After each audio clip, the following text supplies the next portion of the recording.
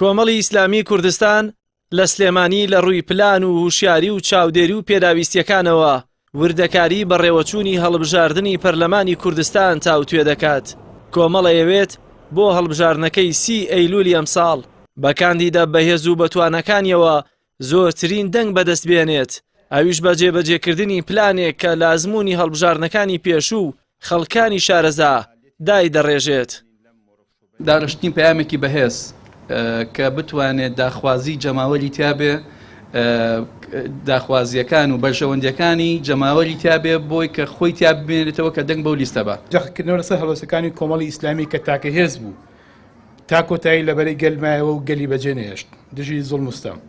خاڵی چوارەم جەختکردنەوە لەسەر گرنگی بەشداریکردن لە دەنگداندا بەو پێی کە تا بەشداریکردن زیاتر بێ ڕێژەی تەزویر و ڕێژەی دەنگی دەسەڵات کەم لەبێتەوە تا بەشداریکردن کەمتر بێ ئەوان ڕێژەی دەنگەکانیان زیاتر بێت زیاتر تەزویر دەکەن. بکرێت بە بڕیار هەموو ئەندامێکی کۆنفرانسی کۆمەڵ ئەبێت چاودێر بێت.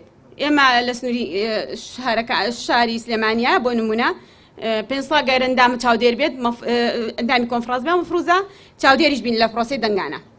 گرنگی بدرێت بە شیعار و قسەی کاریگەری ئەمیر و سەرکردەکانی کۆمەڵ و بکرێت بە فلێکسی گەورە و هەڵبواسرێت. لە وەرکشۆپێکدا مەڵبەندی سلێمانی کۆمەڵی ئیسلامی ئەوانەی کۆ کردووەتەوە کە شارەزایی و ئەزمونیان لە بەڕێوەچوونی هەڵبژاردن هەیە.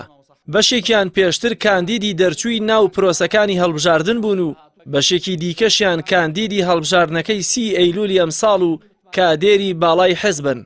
لە ڕۆی پرۆفشناڵی و ئیشکەیت پێویست بەوەیە کە ئەو نقطانە دیاریکەیت بۆی کە بتوانی پلانی بۆ دانی. جا ئێمەش تقریبان کەرەستەکانی هەڵبژاردن بۆ نمونە کوالەتێکی باش نەبوو عەلا سەبیل المثال، ئێمە هەوڵ بدەین ئەو بابەتە بکەین، یاخود کێشەمان لە مەسائلی بڵین ئەو خەڵکەی کە لەسەر سندوق بوو چاودێر بوو محاولەکەن ئەو ئیجابیات و سلبیاتانە یاخود ئەو نەقسانی کە هەیە چارەسەریکەین. الحەمدە ئامادەین لە هەم لە ڕووی فکری و عەقایدی و بڕواییەوە ئامادەین، هەم لە ڕووی ئەم پلانە مابوو، ئەم پلانش ماوە ئەیخەینە بەرباس و لێکۆڵینەوە ئینشەڵا لەناو دانیشتنی مەڵبەند و کارژێڕیە پاکنووسیەکەین و ئین سەرەوەی ئامادەی تەوامان هەیە و ومێ دەکەین ئینشەڵا ئەو خەڵکەش بەدەممانەوە بێت، خەڵکیش بێتاقەت و بێزار نەبێت، دڵنیا بە هەر وڵاتێک کە گۆڕانکاری کردووە هەر بەیەک انتخابات و دوو انتخابات کۆتایی ناتوە نمونە باشترین نمونە تورکیایە کە تورکیا بەڕاستی حتوانین بڵێن چەند ساڵێکەوە حساب کە خەریکە نزیکی سەدەیەکە ئەنجا توانیان ئەوەی کە قەناعەت میلەت قەناعەتی خۆیەتی گۆڕانکارێکی چاکەکرێ